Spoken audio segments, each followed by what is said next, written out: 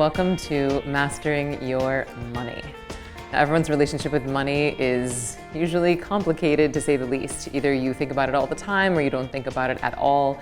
And what's fascinating to me is to learn just how much emotion we have wrapped up inside of money, how much of our stories that we've inherited from our parents, from our grandparents, from the people around us, how much that's impacting our deserving power, the decisions that we're making or not making around our finances. The thing that I'd love for us to get to is, by the end of the day today, we no longer see money as like the boogeyman that we're still allowed to be afraid of. You know, like if you were to be like, I can't go in my bedroom right now because it's dark, people would think you were an idiot. I can't look under my bed because I'm scared of what's underneath there. Like, you need to grow up. But if you're like, ooh, I'm really concerned about my 401k, people are like, good job. Way to be a responsible adult, right? Like, you get heralded for being worried about money. That's responsible to have fear around money. It's like you get accolades for that. And I think that this is a story we gotta change. One, you do deserve the best. You're God pretending to be human, right? We've covered this a lot of times. But you have to accept that reality. And a lot of us don't even have the tools or the education to accept that to be true. Step two, you have to expect it.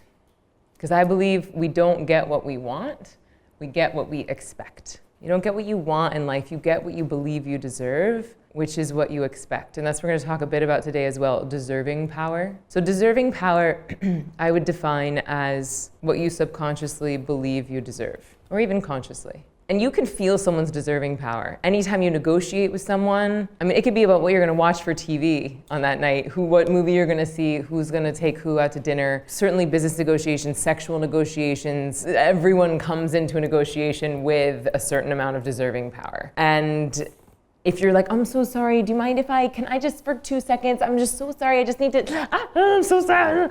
And if you're going through your whole life like apologizing for being alive with like zero deserving power, life is a really hard struggle, right? But if you walk in like knowing that you're God pretending to be human, and there's nothing arrogant about that, because if you're God, then so are you, and so are you, and so are you, so everyone is, then it's there's an ease that comes with that, and there's an acceptance and an expectation without entitlement, right? Because entitlement, I think, at least in the way that we're using it in this day and age, we use it like millennials that feel like over entitled. I think that entitlement, as we're using it now, implies I deserve something more than you, which is different than this deserving power or this expectation that we all deserve it because we're all God pretending to be human. Make sense? So you have to accept it. You have to accept the fact that you are worthy of this. You have to expect it. And you have to claim it. And part of that claiming process comes in getting to the chair every day, twice a day. That's you claiming it. That's you carving out the stress. That's you ushering yourself into higher states of consciousness. So that what I would say is step one. That's you reminding yourself of your divinity every day, twice a day. But then the claiming it is also all the other work. You know, it's the getting the job, it's the innovating at the job, it's the doing the work to educate yourself about how economics works and how financial institutions work so that you are making informed decisions. That's all part of the claiming process. And I think the thing that we have to let go of is the idea that if I claim it, that I'm taking it away from you claiming it. That's false. And the other thing that we should just get real clear on here is that money is imaginary. It's a fucking imaginary thing. It's dirty ass green paper in the US. There's like, it's like hollow, it's not even paper. What is it? It's plastic. It's plastic? Oh, that makes me sad. That makes me want it less. But like in other countries, it's like, you know, rainbow, holographic, see-through, beautiful pieces of art. But it's imaginary. And as we're moving into cryptocurrencies and digital currencies, like it's quite literally imaginary. It's not even a real thing anymore. It used to be gold or like coconut shells or like virgins. Like this used to be our currency. I got 70 virgins. I'm gonna give you 1,000 camels for my but like before, like it used to be actual stuff, you know, that you could touch. Now it's just like zeros and ones on somebody's computer somewhere. Money is energy. Period, the end. Money is energy, and it wants to flow. And I believe that the more deserving power you have, the easier it is for you to receive that energy. If you want an influx of this energy, if you want an influx of money, you have to first create an outflux. And this is super duper important, and it's the opposite of everything I think we've been taught about money.